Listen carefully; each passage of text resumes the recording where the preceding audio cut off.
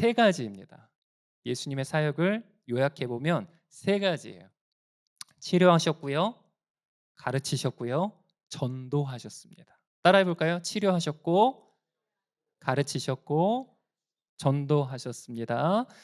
마태복음 9장 35절이 이걸 잘 요약하고 있는데, 예수께서 모든 성과 촌에 두루 다니사 저희 회당에서 가르치시며 천국 복음을 전파하시며 모든 병과 모든 약한 것을 고치시니라라고 말씀합니다. 예수님께서는 공생의 기간 동안 이 세 가지 사역을 중심으로 계셨고요. 이 땅 가운데 사역하셨고요. 그리고 십자가로 향해 가셨습니다. 저는 이번 3월 한 달 동안 예수님을 만난 사람들, 예수님을 만난 사람들이라는 시리즈로 네 번의 말씀을 나누려고 하는데, 첫 번째 주 오늘은 치료하시는 사역에 대해서, 두 번째 주는 가르치시는 사역에 대해서, 세 번째 주는 전도하신 사역에 대해서, 마지막 주는 십자가로 가시는 사역에 대해서 말씀해 드리겠습니다. 순서가 어떻게 된다고요?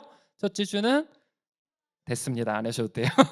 기대하지 않아요. 자, 네. 그 과정에서 치료하시고 가르치시고 전도하시고 또 십자가를 향해 가시는 과정에서 만난 사람들에 대해서 우리 함께 나누려고 하는데, 이 사순절 기간에 예수님을 묵상하면서 예수님을 만난 사람들이 어떻게 변화되었는지, 어떤 은혜를 입었는지 또 살펴보고, 그 과정에서 예수님께서 어떤 분이신지 더욱 알아가는 저와 여러분들 되셨으면 좋겠습니다.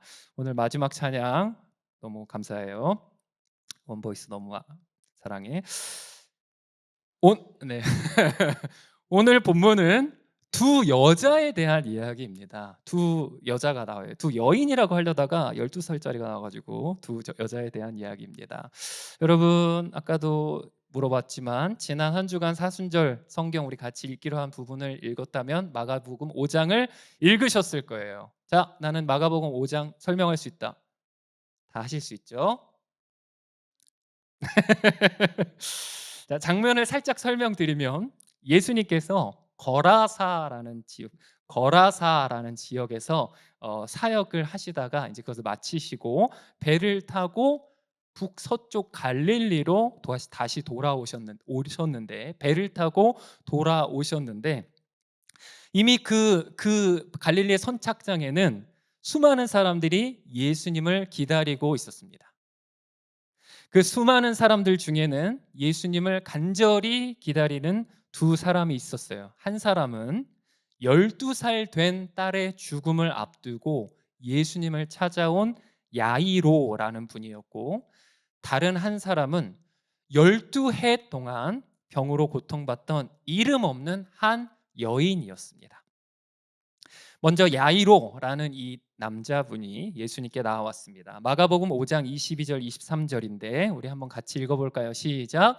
회당장 중 하나인 야이로라 하는 이가 와서 예수를 보고 발 아래 엎드리어 많이 간구하여 23절. 네, 시작. 많이 간구하여 가로되 내 어린 딸이 죽게 되었사오니 오셔서 그 위에 손을 얹으사 그로 구원을 얻어 살게 하소서 하거늘. 아멘. 누가복음에 보면 이 야이로의 12살 된 외동딸이 있는데 그 아이가 죽어가고 있다라고 이렇게 말했습니다.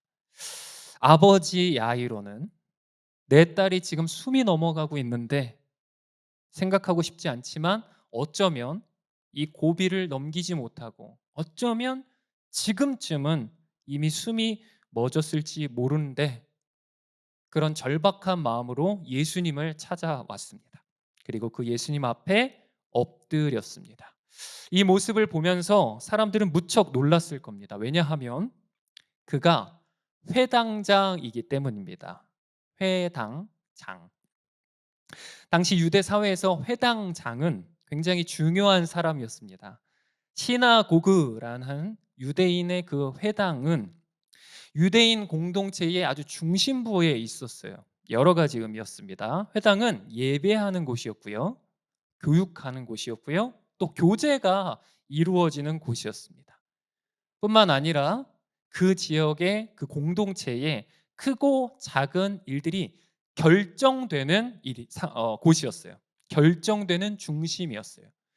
그러니까 한 지역에 있는 그 회당은 그곳의 영적인 그리고 행정적인 사람들의 관계 가운데 의견이 모아지는 그런 중심부에 있었다라는 것이고, 회당장은 그 회당의 최고 지도자였습니다. 당시 회당에서는 성경 낭독, 기도, 그리고 성경을 강론, 가르치는 거, 그리고 그 회당을 관리하는, 건물 관리하는 것을 위해서 10명 정도의 사람들이 보통 세워지곤 했는데, 그중에 회당장은 최고의 권한과 또 역할을 하는 사람이었습니다. 그래서 회당장은 그 지역에서 그 지역의 사람들의 존경을 받는, 누구나 존경하는, 나이가 지긋한 보통 그 지역의 어른들, 노인들, 장로들이 담당했습니다. 그러니까 야이로가 회당장이었다라는 것은 그가 나이 지긋한 어른, 누구나 존경하는 어른, 오면 다 오셨나요라고 맞이하고 또 고개를 숙여서 인사하는 그런 어른이었다라는 거죠. 그런데 죽어가는 딸이 12살인 걸 보면 아마도 아주 늦은 나이에 얻은 아주 금쪽 같은 외동딸이 있었다는 것이고, 그 아이가 지금 죽어가고 있다는 것입니다. 예수님께서 오시는 그 선착장에, 배에서 내리는 그 순간에 그곳에 수많은 사람들이 모여 있는데, 그 사람들이 모두 알고 평소에 존경하는 회당장 그 야이로가 예수님 앞에 엎드렸어요. 예수님은 그 당시 사람들에게 소문에 소문을 이렇게 타고 들어서 인기가 많아지고 있는 젊은 랍비였습니다. 사람들의 눈에 보기에는 예수님은 어, 라이징 스타였고요, 젊은 랍비였죠. 그런데 그 앞에 그 지역에서 가장 큰 어른이라고 할 수 있는 야이로가 지금 엎드리고 있습니다. 사람들은 무척 놀랐을 것인데, 사람들은 이 상황을 예기치 못하고 예상하지 못해서 굉장히 놀랐을 것인데, 야이로는 야이로는 예수님에 대한 믿음으로 그 자리에 엎드렸던 것이고, 예수님은 그냥 보통 라이징 스타, 뭐 인기가 있는 어떤 그런 분이 아니라, 이분은 하나님께서 보내신 분이구나라는 믿음이 있었다는 것이, 그래서 그 앞에 엎드렸다는 것입니다. 이게 참 놀라운 것이, 그 당시에 우리가 복음서를 보면 예수님께 나와서 예수님께 막 논쟁을 걸고, 소위 말해서 시비를 걸고 하는 사람들이 많이 있잖아요. 바리새인, 서기관, 그 당시에 수많은 사람들이 예수님께 나와서 예수님께 논쟁하고 예수님을 이렇게 소위 말해서 어게인스트하고 대적하고, 그러니까 예수님이 누구신지 제대로 모르고 했었는데, 심지어 제자들마저도, 예수님을 따르는 그 제자들마저도 예수님께서 어떤 분이신지 잘 모르고 반응을 잘못할 때가 참 많았는데, 야이로라는 분이 그 앞에 엎드린 것은, 그리고 믿음을 고백한 것은 참 놀라운 믿음이라고 할 수 있습니다. 이에 대해서 예수님께서는 그 절박한 상황에 있는 가정 야이로의 집으로 이동하십니다. 그곳에 모인 수많은 사람들 또한 무슨 일이 일어나나 한번 같이 보자라는 생각하면서 이동하고 있었습니다. 예수님과 함께 그 집으로 가고 있었어요. 예수님께서 야이로의 그 12살 된 딸을 살리러 가시는 그 길에 또 다른 사람이 예수님께 나와왔습니다. 이 여인도 예수님을 간절히 기다리던 한 사람이었습니다. 본문 마가복음 5장 25절과 26절을 보면 이 여인이 어떤 사람인지 나오는데, 우리 한번 같이 읽겠습니다. 시작. 12해를 혈루증으로 앓는 한 여자가 있어 많은 의원에게 많은 괴로움을 받았고 있던 것도 다 허비하였으되 아무 효험이 없고 도리어 더 중하여졌던 자에. 이 여인은 앞서 예수님을 찾아온 야이로라는 분과는 정반대의 사람이라고 할 수 있습니다. 우선 이 여인은 고통을 받는 당사자였어요. 혈루증이라는 병은 이제 우리 현대 의학으로 예상하기로는 여성들의 그 자궁에 생긴 병이었던 것 같고, 하혈, 그러니까 피가 멈추지 않고 흘러내렸던 그런 병이었습니다. 이 여인은 이 병을 12년을 앓았습니다. 12년 동안을 이 병을 겪으면서 앓으면서 이 여인은 점점 몸에서 힘이 빠지고 얼굴에는 핏기가 없었겠죠. 이 여인은 이 병을 고치기 위해서 많은 의사들을 찾아다녔습니다. 그런데 괴로웠고 치료되지 않았어요.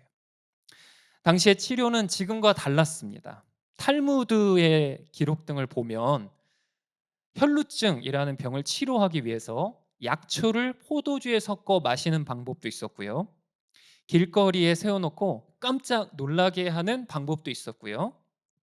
동물의 배설물 속에 있는 곡식을 찾아가지고 그것을 몸에 지니고 있으면 치료된다라는 치료법도 있었다고 해요. 그러니까 우리는 상식으로는 사실은 좀 이해가 되지 않는 치료법이지만 그 당시에는 그런 치료법들이 있었다라는 겁니다. 이 여인은 이 의사들을 찾아다니면서 그 치료법들을 하나하나 했었겠죠. 희망을 가지고 또 가지고 이분해서 안 되고 또 이분해서 안 되고 하는 그 과정들을 겪으면서 많은 괴로움을 받았습니다. 오늘 아까 읽은 것처럼 아무런 효과도 없고 더 심해지고 있었습니다. 치료는 실패했고요. 병은 낫지 않았고요. 고통은 깊어지고 있었다라는 겁니다. 그런데 이 여인이 겪었던 그 고통은 단지 그 육신적인 아픔뿐만이 아니었어요. 우선 오늘 본문에 보면 경제적인 고통이 있었습니다. 가진 것을 다 허비해 버렸다. 의사를 찾아다니면서 다 그 치료비로 내면서 다 허비해 버렸다. 다 사라져 버렸다. 치료를 받기 위해서 이 여인은 가진 것을 모두 쏟아 부었다라는 것이죠. 그래서 이제 이 여인의 손에는 아무것도 남지 않았다라는 겁니다. 그러니까 먹고 사는 생존의 문제까지 생겨 버렸다는 것이죠. 또한 더 깊은 고통이 있었는데 그것은 사람들과의 관계, 사회적인 그런 어려움이었어요. 율법에 따르면 혈루증을 앓는 여인은 율법에 의해 부정한 상태로 간주되었습니다. 레위기 15장 25절을 보면 여인의 그 피의 유출이 길어지면, 그러니까 여성들이 한 달마다 하는 그런 월경 기간이 아닌데도 그 피의 유출이 흘러내리는 것이 여러 날을 가게 되면, 하혈을 계속하게 되면 율법적으로 계속 부정한 상태였다라는 것입니다. 이 상태에 있는 사람은 다른 사람에게 접촉하면 안 되었어요. 터치하면 안 됐습니다. 왜냐하면 부정한 사람이 다른 사람을 만지면 그 사람도 율법적으로 부정한 상태로 간주가 되었기 때문이에요. 그래서 사람들은 이 여인을 피했습니다. 우선 그 여인이 나는 부정하다라고 표현해야 했고요. 사람들은 피해야 했습니다. 사람들이 그 여인을 피했고 친구들도 그녀를 떠났고 이웃들은 멀어졌을 것 같습니다. 또 긴 병치레에 장사 없다란 말 여러분 혹시 아시나요? 가족들마저도 거리를 두었을지도 모르겠습니다. 12년, 얼마나 긴 기간이에요? 이 12년 동안 이 여인은 몸도 아팠고 재산도 잃었고 사람도 잃었어요. 아마 이 여인은 완전히 홀로 된 채 외로운 삶, 격리된 삶을 살고 있었을 겁니다. 이렇게 이 여인의 고통이 아주 심해지던 차에, 중하여졌던 차에 바로 그때 예수님께서 오신다라는 소식이 들려옵니다. 병든 자를 고치시고 귀신을 쫓아내시고 절망 가운데 있는 사람들에게 소망이 되어 주시는 예수님에 대해서 소문을 들었고, 주변 사람들이 그분이 우리가 기다리던 메시아일지도 모른다라는 소문을 듣게 되었습니다. 이 소식을 들은 여인의 마음속에는 한 가지 생각이 떠올랐습니다. 28절 말씀 같이 읽어보겠습니다. 시작. 이는 내가 그의 옷에만 손을 대어도 구원을 얻으리라 함일러라. 옷에, 예수님의 옷에 손을 대기만 하면 치료를 받을 수 있을 것 같다라는 그 믿음과 기대감, 이것은 사실 이 여인의 기대감뿐만이 아니라 그 당시에 살고 있던 유대인 모두에게 있던 공통된 기대감이었어요. 메시아는 치료하는 능력을 가진 분이시다라는 기대를 갖고 있었습니다. 여러분, 구약 성경에 일단 구약 성경이 총 몇 권이죠? 네, 자신 있게 좀 얘기해 볼까? 몇 권이죠? 성경 개관에 다 오시기 바랍니다, 여러분. 자, 구약 성경의 마지막 성경이 뭐죠? 세 글자, 미음으로 시작해. 그렇죠. 말라기입니다. 말라기. 말라기 4장 2절에 보면 이렇게 말씀하고 있어요. 내 이름을 경외하는 너희에게는 말라기 4장 2절. 공의로운 해가 떠올라서 치료하는 광선을 비추리니 너희가 나가서 외양간에서 나온 송아지같이 뛰리라라고 이렇게 말하고 있어요. 여기서 광선이라는 단어, 저 치료하는 광선이라는 단어가 카나프라는 말인데, 이 카나프라는 말은 날개, 옷자락, 옷끝이라는 뜻으로도 사용되는 단어입니다. 그래서 유대 전통에서는 메시아가 오시는데 그 메시아의 옷자락에 치유의 능력이 있다라는 기대감을 가지고 있었던 거예요. 그래서 이 여인은 생각했습니다. 내가 예수님의 옷 그 자락, 옷 끝만 만져도 내가 치료받을 수 있을 것이다 라는 기대감과 믿음이 있었습니다. 수많은 의사들을 찾아다녔지만 고통이 더 심해졌던 이 여인, 여러분, 충분히 우리가 예상할 수 있는 것처럼 절박했겠죠. 괴로웠겠죠. 그래서 너무나 간절했겠죠. 이 여인은 그 믿음을 가진 것뿐만 아니라 행동에 옮겼습니다.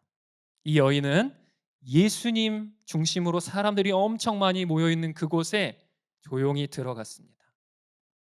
상상해 보면 쉽지 않았을 거예요. 힘이 없는 이 여인이 수많은 사람들, 좁좁하게 모여 있는 그 사람들 사이, 건장한 남성들 사이를 뚫고 예수님께로 가는 모습, 참 쉽지 않았겠죠. 여러분, 연말과 연초가 되어 맨하탄 거리에 있다라고 생각을 해 보십시오. 엄청나게 많은 사람들이 있죠. 가만히 있고 심지어 졸아도 갈 수 있는 그 상황, 그런 상황이었어요.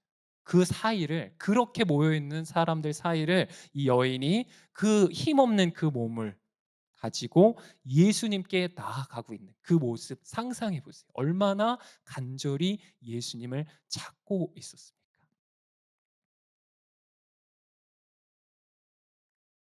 용성 형제, 오늘 설교 내용을 이미 알았나요? 주님 더 알고 싶어. 네, 간절함. 드디어 예수님의 얼굴이 보입니다.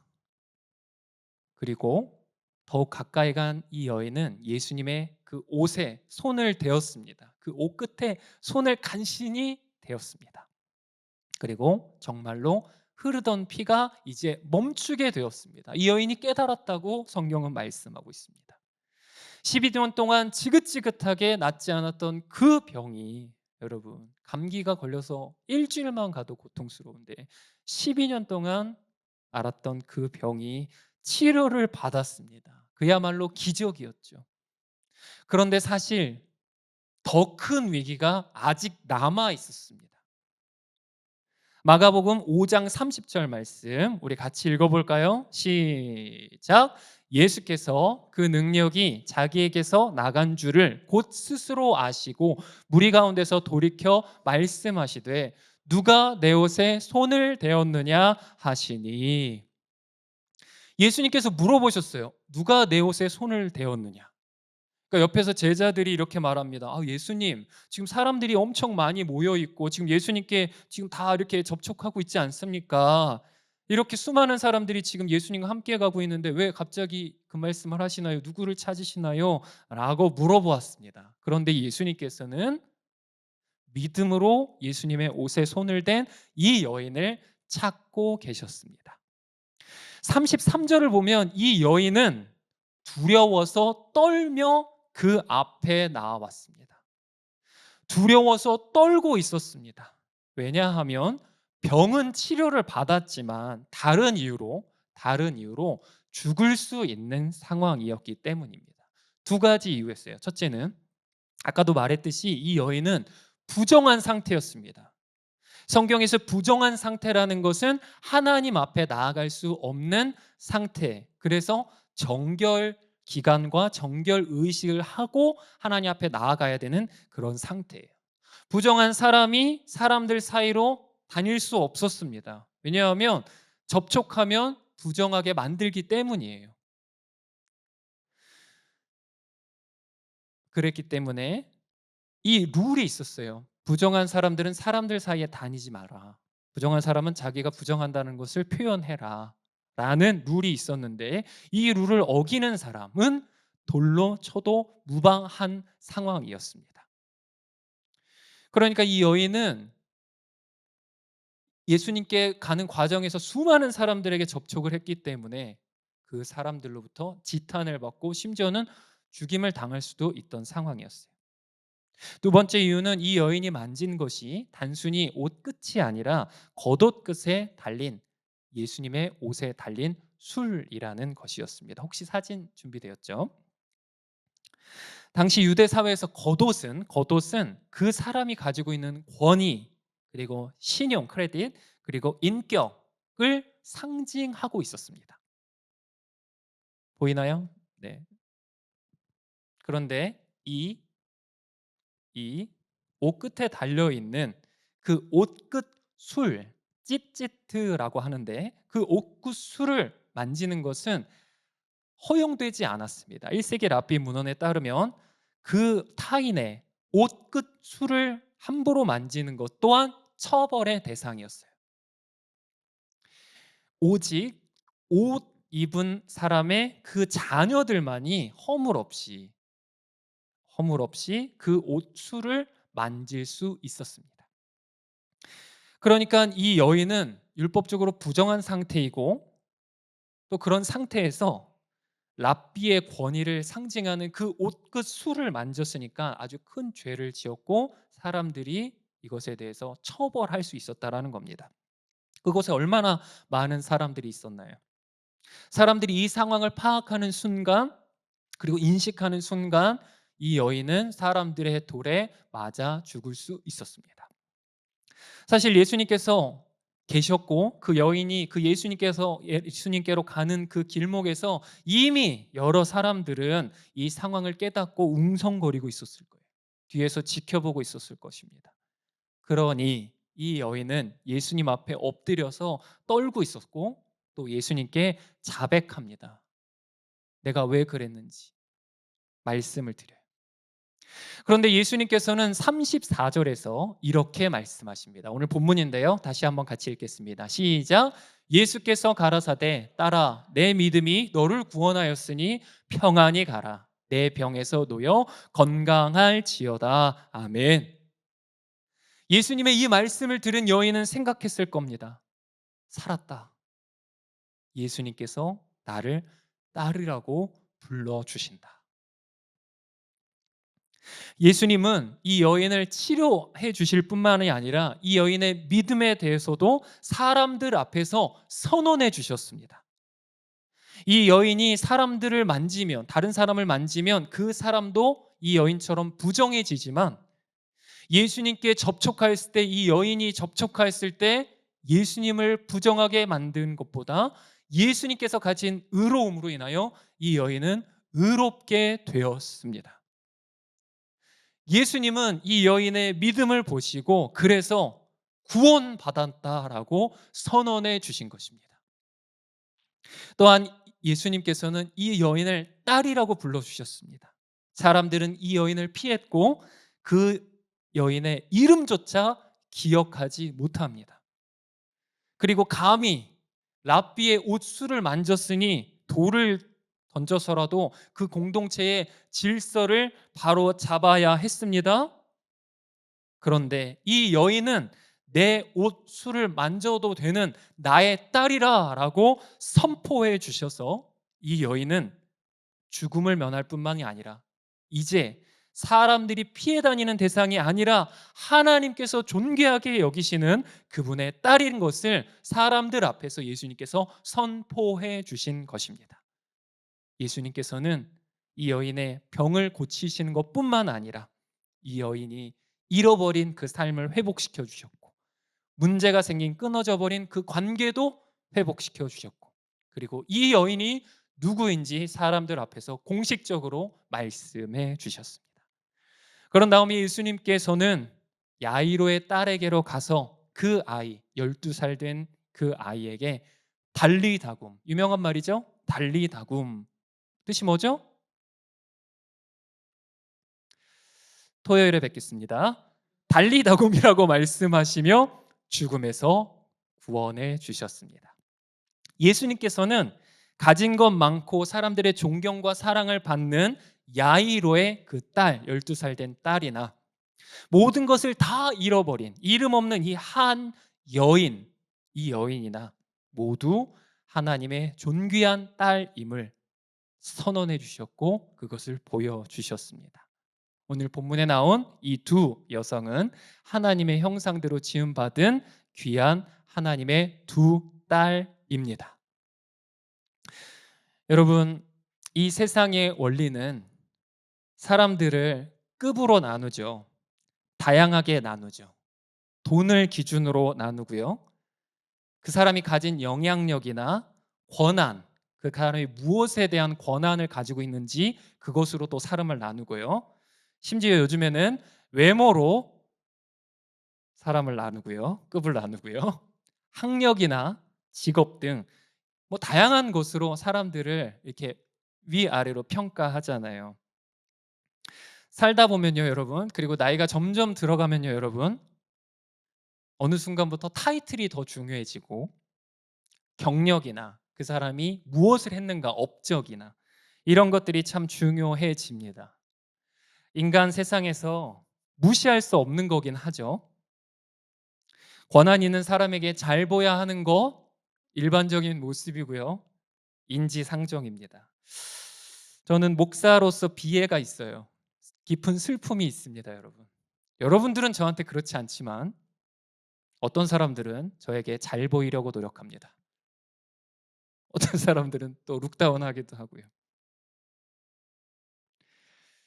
왜냐하면 제가 이제 담당하고 있는 게 많이 있잖아요. 여러분, 제가 뭐뭐 담당하는지 혹시 아시나요? 기도 부탁을 드려야 될 것 같아서 좀 얘기를 할게요. 네, 이번 주에 아주 심한 고난을 받아 살소망까지 끊어졌었는데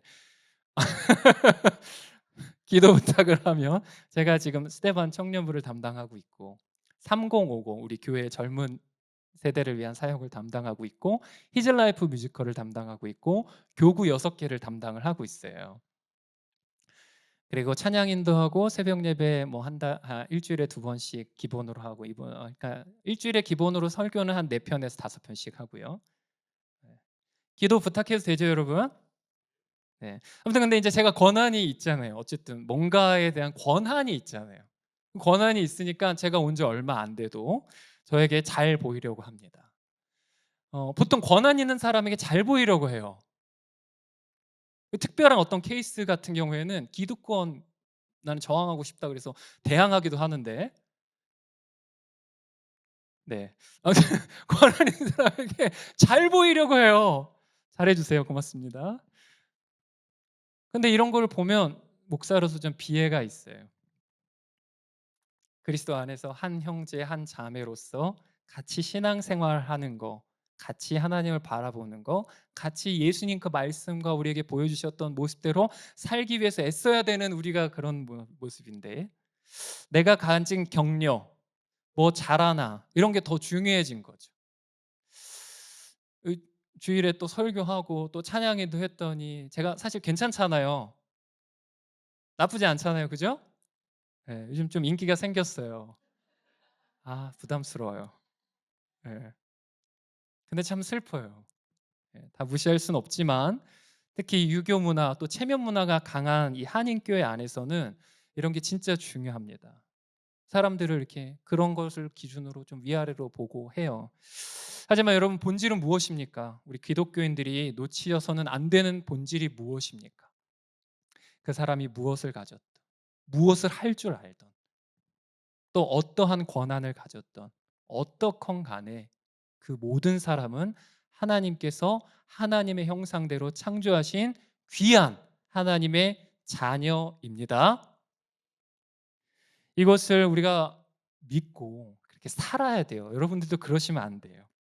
인간 세상에서 어떤 사람이든지 A급이든지 탑티어든지 그렇지 않든지 하나님 앞에선 하나님께서 보시기에는 동일한 존재입니다, 여러분. 여러분 지금 사회생활하면서 상사한테 잘 보이려고 하는 거, 또 아랫 사람한테 함부로 하는 거, 그런 거 배우면 안 돼요.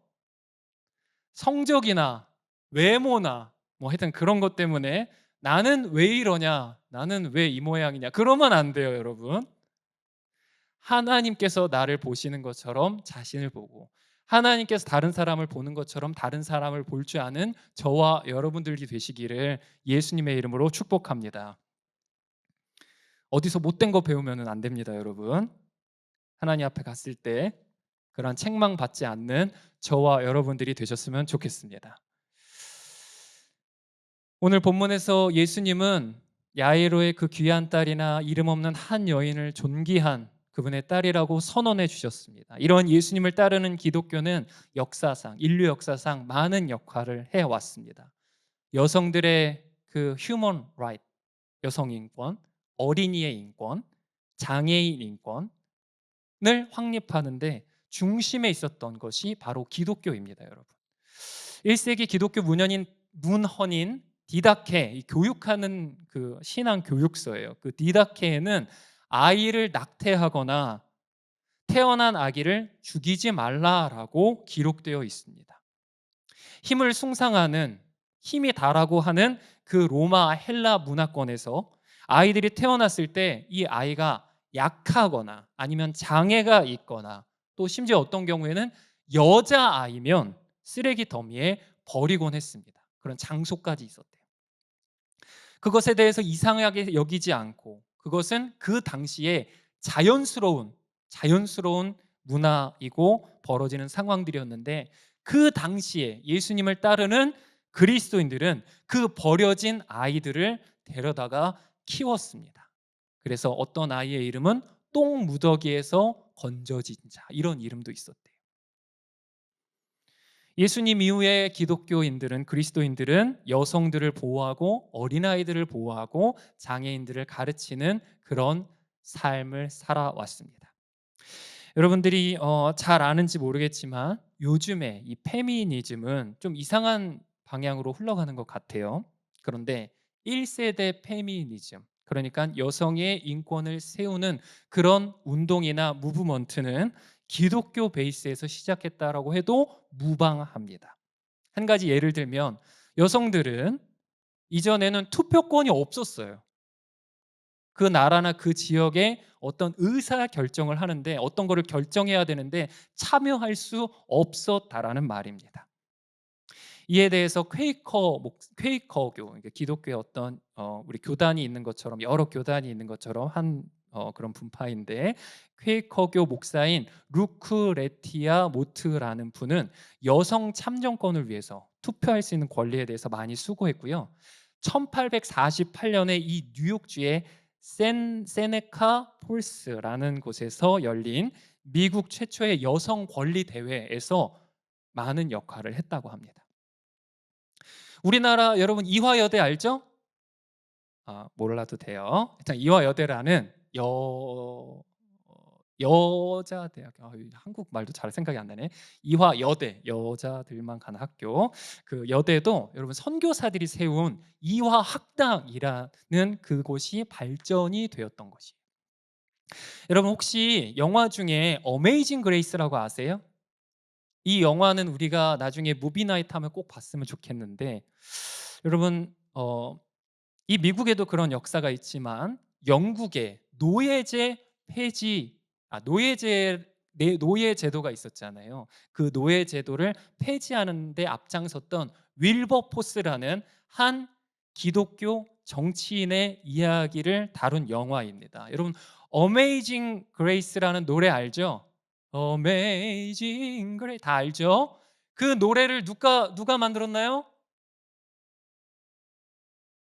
이건 토요일 날 와도 상관이 없는데 존 뉴턴이라는 분이 만들었어요. 존 뉴턴이라는 분은 원래는 노예들을 사고 파는 그 배를 운항하는 함장이었어요. 노예들, 아프리카에서 흑인들 데려와 가지고 노예제로 노예를 팔아 가지고 아주 잘 살던 사람이에요. 근데 이 사람이 예수님을 만나고 나서 목회자가 되고 나서 이러한 것들을 전파하며 자신의 간증하며 또 윌버포스의 이 멘토로서 역할을 했었습니다. 무비나이트 한번 해야겠네요. 장애인들도 하나님의 존귀한 자녀라는 그 중심을 가진 성경의 가르침을 가진 이 선교사들은 가는 곳마다 고아원을 만들고 학교를 통해서 장애인들도 교육하여서 그들을 사회의 일원으로 속할 수 있도록 노력했습니다. 우리나라 최초의 맹아 학교, 이제 눈이 안 보이시는 분들, 그 맹아 학교인 평양 여맹학당을 세워서 시각 장애인들이 사회의 한 일원으로 살아갈 수 있게끔 앞장선 것은 기독교 선교사들이었습니다. 여러분 혹시 송명희 시인이라고 아나요? 그럼 이 노래는 아나요? 나 가진 재물 없으나 공평하신 하나님이 나남이 가진 거 모르는구나.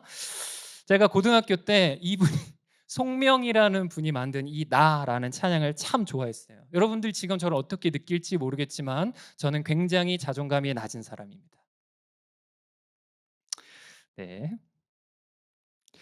그런데 이 공평하신 하나님이 내가 가진 것, 나 없지만 다른 사람이 모르는 거 나보고 알게 하셨다. 이런 고백으로 이런 찬양으로 참 위로를 많이 받았는데 몇 년 전에 이 송명인이라는 이 중증 지체 장애를 가진 이분이 KBS 우리나라 그 KBS 열린 음악회에 나와서 출연해서 대화하고 이분이 작곡한 그 나라는 찬양을 뮤지컬 가수가 불렀는데 그곳에 있는 많은 분들이 눈물을 흘리고 위로받는 모습을 방송에서 보게 되었고 세상의 그 일반 방송에서 하나님을 찬양하는 찬양이 울려 퍼지게 되었습니다.